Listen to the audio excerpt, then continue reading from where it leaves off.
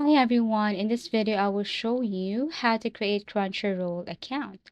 So all you have to do is go to your Google Play Store or App Store and then tap on the search icon, type Crunchyroll, and then what you're going to do here is you have to look for the install button, tap install, wait as it is installing. Once done, open or launch Crunchyroll. Now you can create an account using your Google account. You can also create using your email and then password. So this is Crunchyroll. Tap on create account right here. Now enter your email address and then also a strong password. So it needs a valid email address and strong password. Now you have to agree with the terms and conditions. And then once done, then you can now tap on create an account right here. You can save your email and your password, but this one is optional.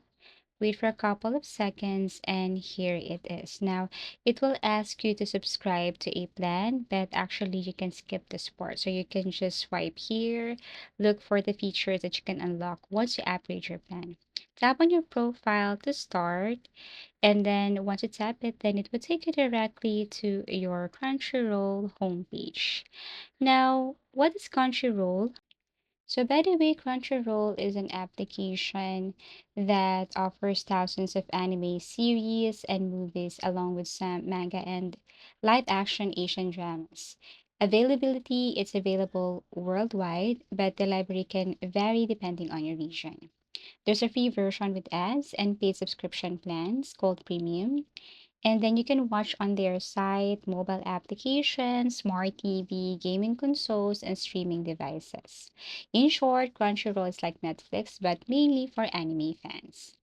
Thank you so much for watching and see you again in our next video tutorials.